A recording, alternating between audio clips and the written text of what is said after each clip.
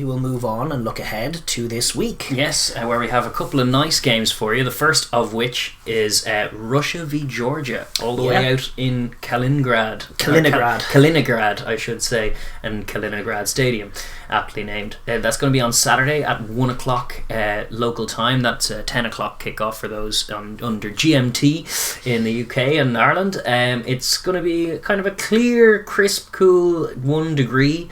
A little colder than Madrid, but not too bad in terms of precipitation or anything. It's going to be all right. It's a definitely a point of difference for Georgia. Going, starting away three in a row. Did they go Lisbon, Madrid, Kaliningrad? Yes, yeah. I like it though because no breaks, always away from home, lots of travel. It is ample preparation for a tier 2 side heading to a World Cup. Yeah. They have to be ready for nightmarish scheduling. Yes, they do. It always happens that way. So it's no harm Georgia getting used to swimming in the deep waters. But it is a dangerous game for them. It's obviously going to be a powerful battle. Russia 1 from 1, and after a big win over Romania, they've put themselves into a position to make a serious push for World Cup qualification. They look, if nothing else, physical enough to challenge for it. They do, and sure, they know, like, they may have been a technicality that got them in the last time, but they are under no illusions. They were very proud to be at that World Cup in Japan. As I said before, they scored the first try of that World Cup. Such was the performance they put up in the first quarter against that Japanese team.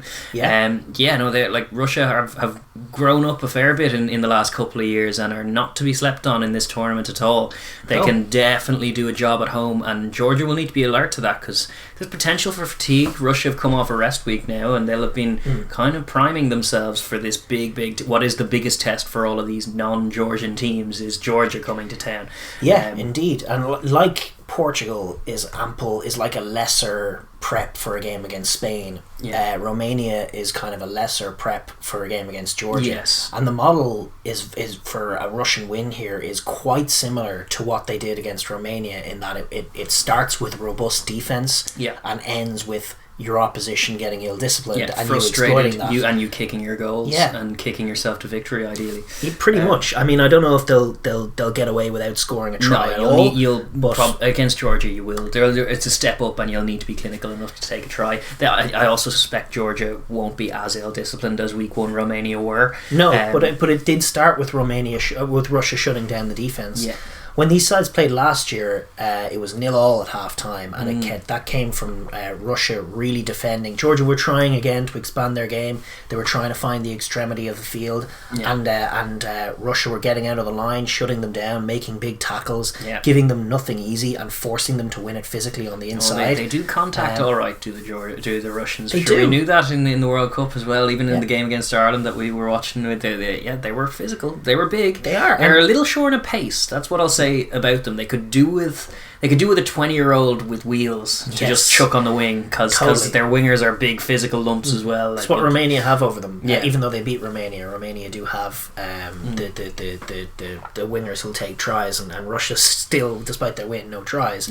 But exploiting Georgian inaccuracy and Georgian slowness on offense, and then forcing them on the inside, not letting them get it to the extremities, winning collisions, pushing them back, and forcing Georgia to kick it is great, because Georgia's kicking game is poor. And that's how you do it. You front up physically. You don't let them go wide. You don't really let them get their back rowers, the Jalagonians of this world, into the game in the wide channels. If you can engage in kick tennis in the middle third and try and win the territory battle with it as well, to just keep the ball out of those dangerous ball carrying Georgians' hands. Try and frustrate them and defend. Defend well, mind your discipline, kick your goals as Guy San, and then in a key moment, you may have to go to a corner and capitalise, or you may get a pick off, an intercept or something like that, an entry point to the 22 from which you can capitalise. And I think that's the model. I think they're wily enough to understand that. They are. And the question is, can they cope? If they make the game about the physical battle, are they going to just win or lose? Because it's tough. The reality is, they painted the right pictures in that game against Georgia,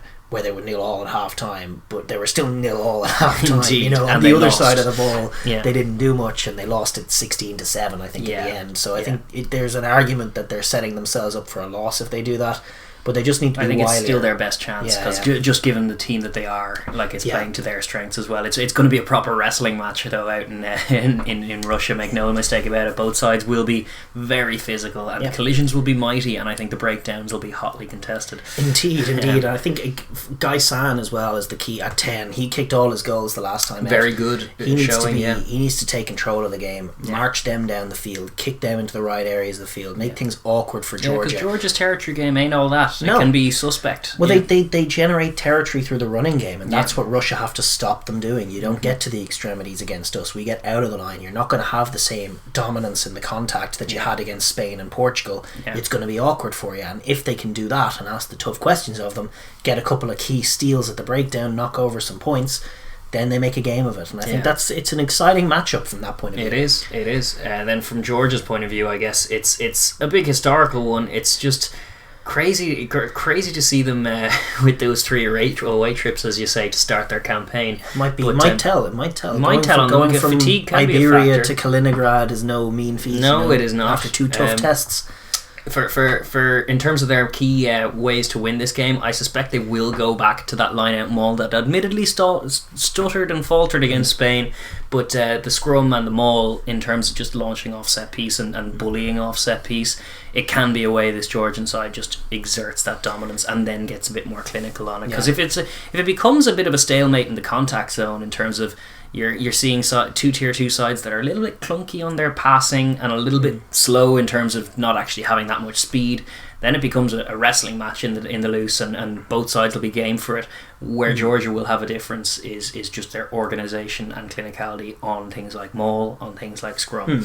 And I genuinely think kicking to corners once they get penalties and ins is still the way forward. They've done that in games, and they have been 0-0 against Russia because Russia have defended gamely, but just making sure they're doing that in the right areas of the field is important. Well, it feels like staying out of Guy San's range. Even if they execute once and get a 5-pointer, like 5 points is a lot of points for this Russian team to try and get back against this Georgian team. So, totally. Yeah, no, I think I agree with you. Even if the drive fails once or twice and Russia turn you over and kick clear, just keep coming back. Keep coming back. Georgia are great at going 10 minutes of a game without scoring, but by just forcing you to make tackle after tackle after tackle, or defend maul after maul after maul, and it's a very fatiguing, very attritional way of playing, and the Georgians love playing that way. They love playing slow, deliberate, physical footy, and ultimately they can be quite clinical in that game. And I think Russia, like, if they make it about that, they will have more tools to score more points than Russia. Exactly. Just make sure that they aren't isolated from a territory point of view, and that's where I want to see Tato get on the ball a bit it's more. Good to see him back available for them as of last week as well. That is key, because he is a difference maker. He just adds a whole other dimension, a whole other kicker to their back line. I don't even need him in a goal kicking capacity. I want him in a kicking from hand, from your own half, getting in the right areas of the field. I'd love to see him work a spiral in. He's a young man but a little touch-finding spiral is a useful asset for a team with a pack like Georgia. Like, a pack love nothing more. Ask the Munster team of 06, which I think should be the mould for what this Georgian team should be trying to evolve into. It was like a world-class hustling pack that are physical, that love mauls, love set pieces. They're nitty and combative as well as clinical when they decide to go for it. But it all falls apart at the top level if you don't have a 10 like that team had Ronan O'Gara, a 10 that can move you around the pitch and kick yourself into the right areas. You ask any one of those forwards, they're all retired now, but they love nothing more than the feeling of lifting their head up out of a scrum that they were winning, only to see the ball like bounce into touch way up the pitch so they can trot forward. Like, forwards love that stuff, and a 10 that they can love provide territory. They do. It's like they're the guys in the trenches who want to gain territory and move forward. They're not less likely to enjoy the strike plays as much. But absolutely, Tato needs to work that into. He's his only game. a young man yet, and he could be that guy for them. Like, it was what they were missing for so many years, and that's why there's a lot of excitement about Tato Alzandadze, and rightly so. Like, the first tier 2 10 to be getting starts in top tours, that's knocking down boundaries anyway. But for Georgia, it's exactly what they need, is for him to become that guy, the guy who can marshal them around the pitch. Because in the 2 decent scrum halves, neither of them are elite kickers of a football. They're good scrum halves, and they were like, when Lobs and Daza burst on the scene, that was one part of the puzzle that was solved, and it was like, great, we have a good 9. They need a good 10. Yeah, Aprasidze is of decent quality as well. He might have even taken the jersey. I think now they have two good options at 9, and they have Tato. But Tato's important.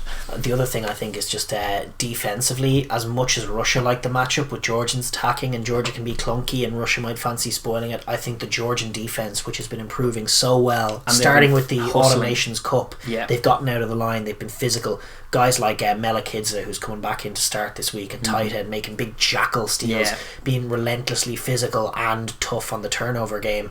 That is where they see they're in, because however good Russia are, like Russia kick a lot of ball, and however good they are in physicality and defence, when they try to attack you, they're clunky as all hell, and I think that the Georgians need to be mean and expose that and be ruthless on defence. Their idea, it'd be a great triumph for the defensive system if they can get an intercept try from a clunky, like force it, because they're forcing it. But both sides are going to be looking for that, but I think the Georgians match up so well against that Russian pack from a defensive point of view that that's really where they need to go and win the game. And then obviously the offensive tools that they're looking to add. You know, Jalagoni is becoming such a key man in that play in the wide channels. His hands look great. He's obviously a very nice, broad strided runner. Yeah. So when he gets in the open field, he's dangerous. He's grabbing tries now, 2 in 2 matches. I think good strike rate. He could be tournament top try scorer. He could, and he's back in here at 8. And himself and Tekiliashvili on those wide channels, I think, is going to be important for them going forward.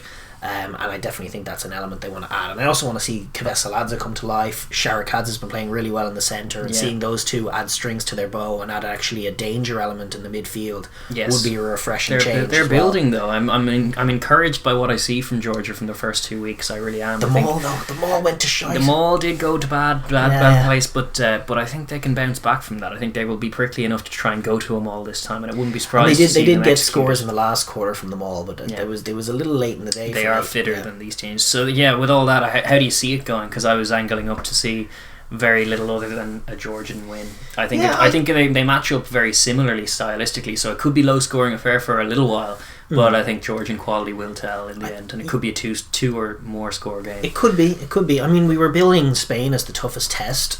Spain were a tough test, but Russia are more physical, and playing Portugal and Spain and then having to step up physically is tough, and I definitely think there's scope for Russia to maybe catch them. It remains to be seen how good Russia are, of course. That's true. I've only seen them once and they won. So they're going to be in the fight, I think. But it's hard to bet against Georgia. You don't get far in this competition betting against Georgia, and we're going to trust Georgia to get the job done there. 100%. Yeah, I do think Georgia will win. Yeah, so do I.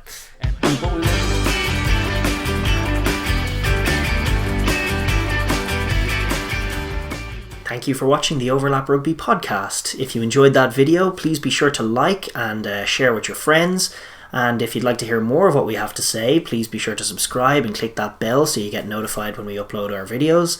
And please join the comment section as well. We like to get a fun conversation going here.